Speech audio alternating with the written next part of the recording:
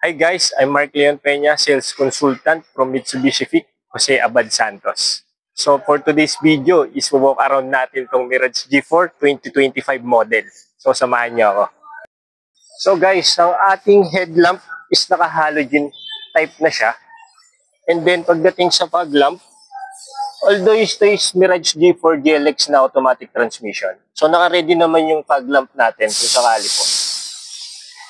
And then sa ating front grille, naka-dynamic pa siya.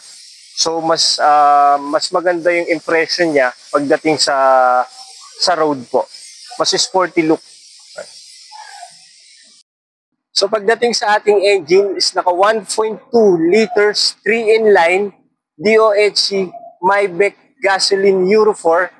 So ang benefits kasi niyan is mas less emission, less fuel consumption, and more power.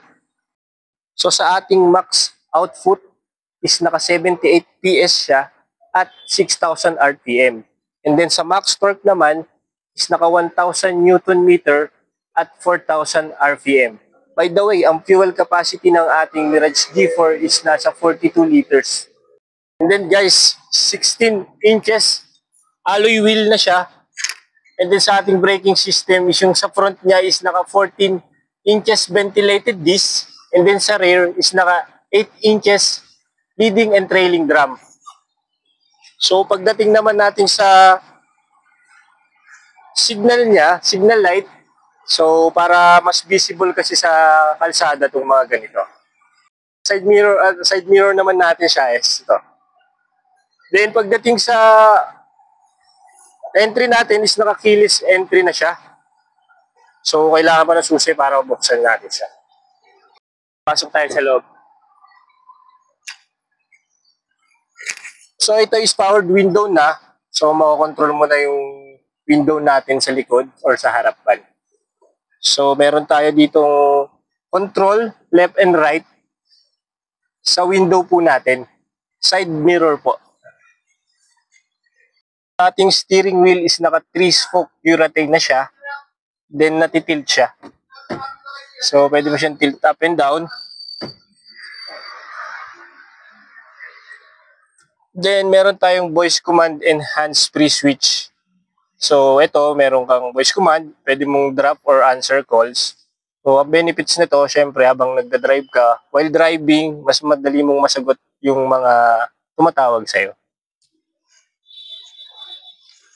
So sa ating meter cluster, is naka-white lit meter cluster na siya.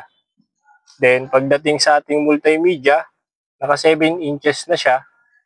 And then meron siyang Bluetooth, AM, FM, then ready rin siya sa Apple CarPlay, then Android Auto.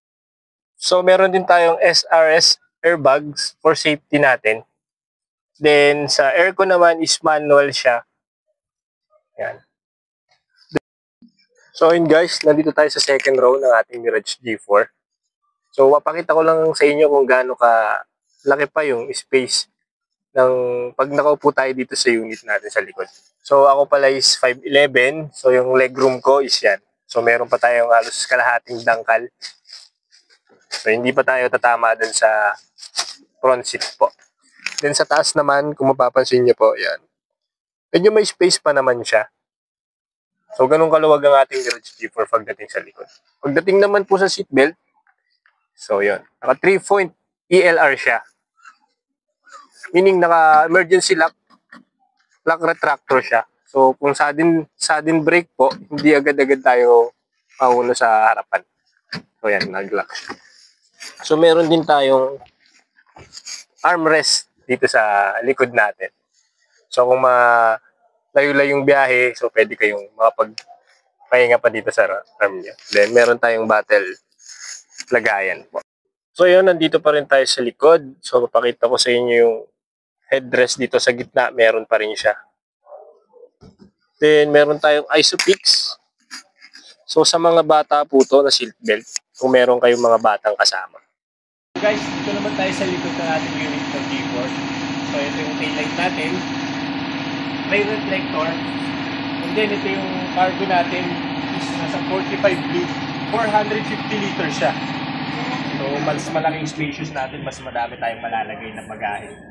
Yan, ito sa ilalim natin, air diffuser. So, para maganda yung aerodynamics natin. Driver seat row po. Yan. So, meron tayong mga lagayang bagahe. So, may SRS airbag din siya. So, safety natin.